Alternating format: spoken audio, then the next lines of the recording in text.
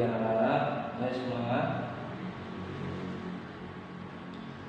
Ketemu dengan Bapak kembali, yaitu Bapak Kisah Novianto dari PLIN Purwokerto di pembelajaran akidah akhlak kelas 8. Untuk materi pada pagi hari ini yaitu kita akan mempelajari tentang materi adab bersosial media dalam pandangan Islam.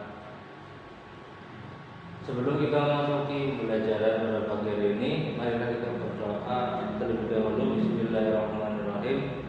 Raditu billahi robba bil islami dina al muhammadin nabiyya wa rasulah rabbi siddiqin wa warzuqni fahma. Amin.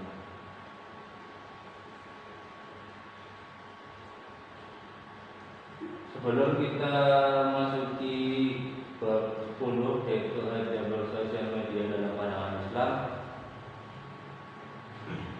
sebaiknya kita mengingat kembali tentang pembelajaran yang telah kita pelajari minggu lalu, yaitu pembelajaran tentang hasad, dendam, ghibah, fitnah, dan namimah.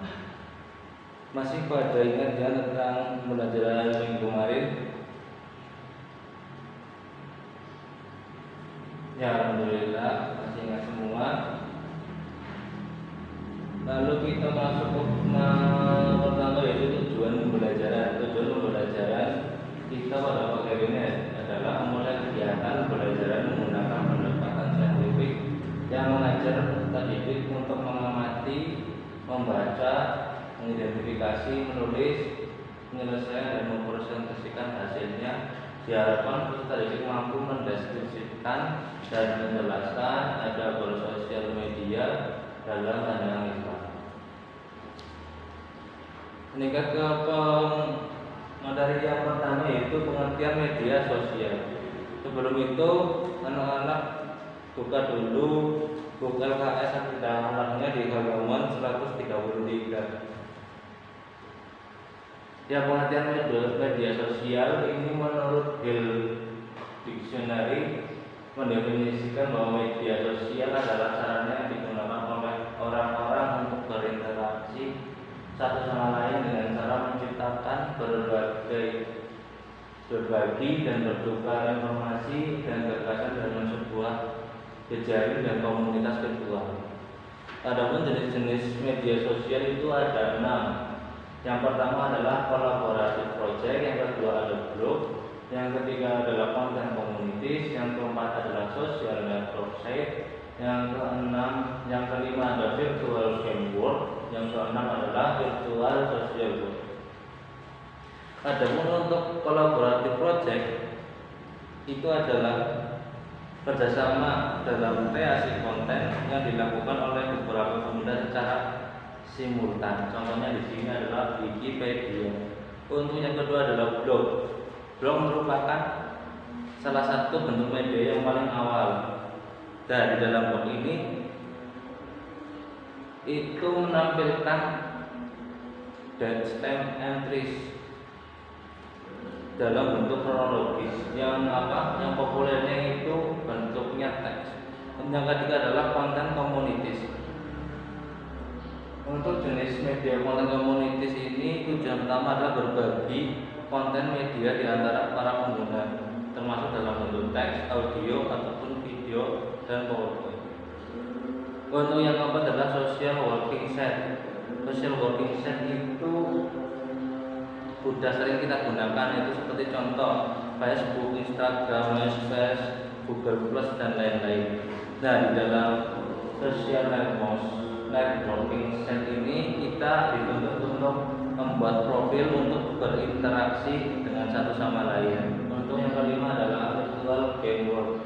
Virtual game world ini adalah aplikasi yang merefleksikan lingkungan ke dalam bentuk 3 dimensi yang membuat para pengguna tampil dalam bentuk avatar yang dapat berinteraksi berdasarkan aturan-aturan permainan.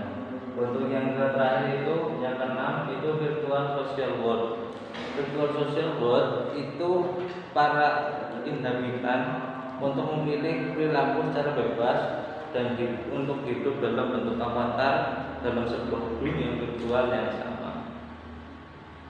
Selanjutnya kita akan membahas tentang dampak media sosial. Dampak media sosial itu ada dua, yang pertama adalah dampak positif, yang kedua adalah dampak negatif.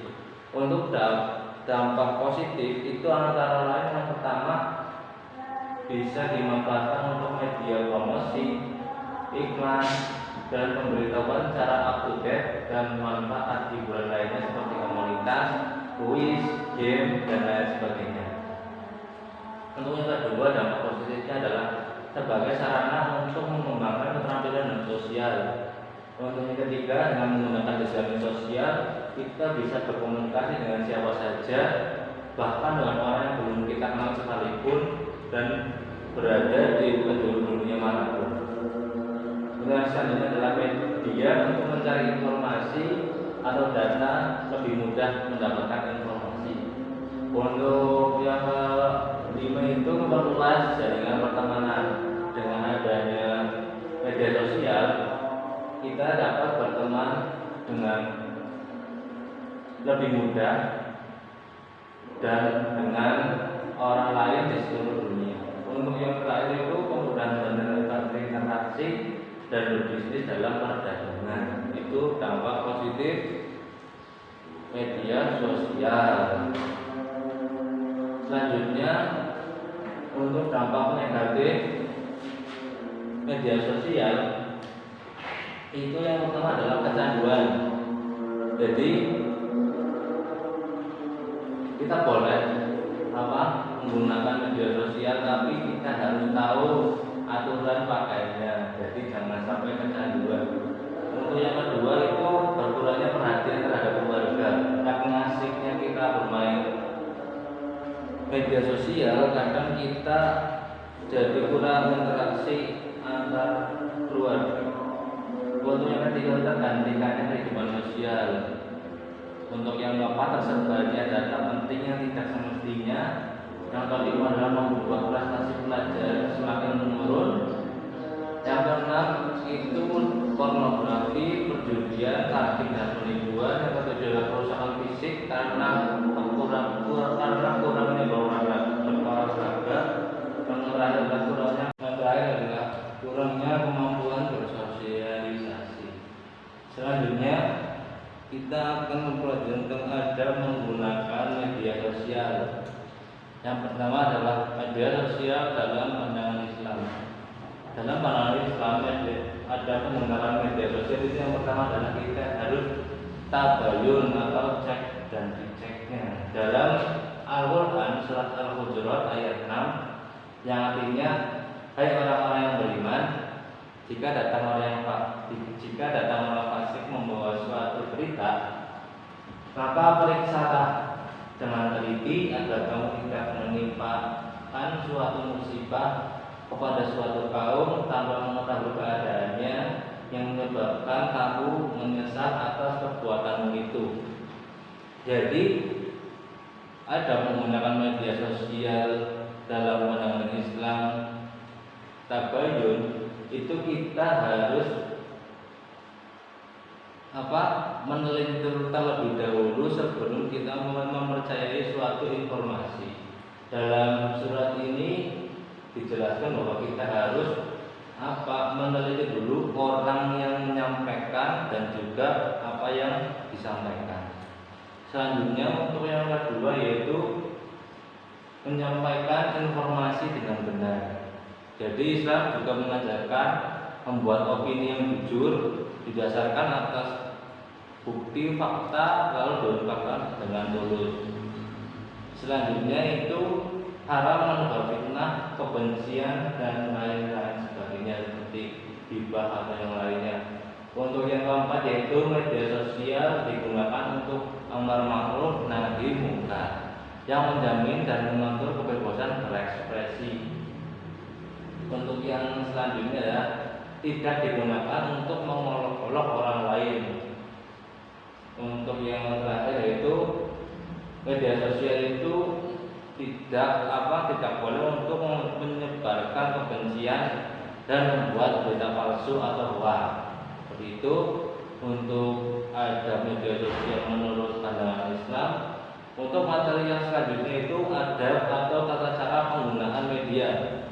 agar pengguna media sosial terhindar dari hal-hal negatif, di samping mengikuti ketentuan-ketentuan yang ada serta memanfaatkan jejaring sosial secara benar dan sesuai dengan norma-norma di masyarakat, kita juga harus pandai memanfaatkan jejaring sosial lebih baik untuk hal-hal sebagai berikut. Yang pertama,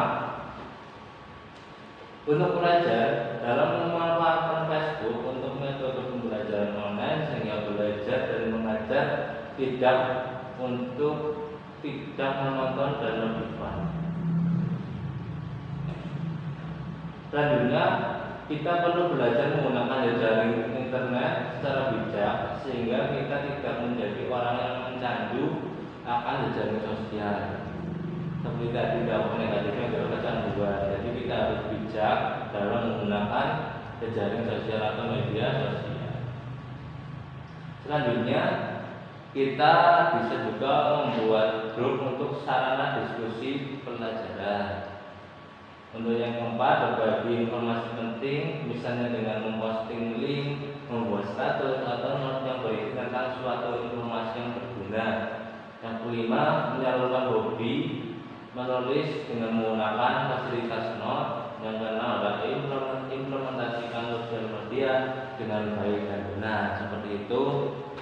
Jadi dalam bermedia sosial kita harus bijak dalam pertama, bijak menggunakan supaya kita tidak kecanduan, bijak dalam menyaring informasi yang masuk, terus bijak dalam menyebarkan informasi.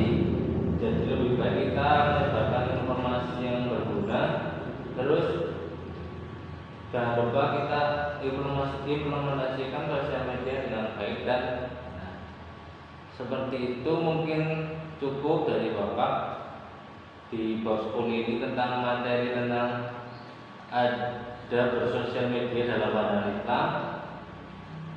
Jika ada yang masih bingung silahkan ditanyakan. Ya, tidak ada. Terima kasih atas perhatiannya. Ada satu kata yang salah dari Bapak, saya mohon maaf.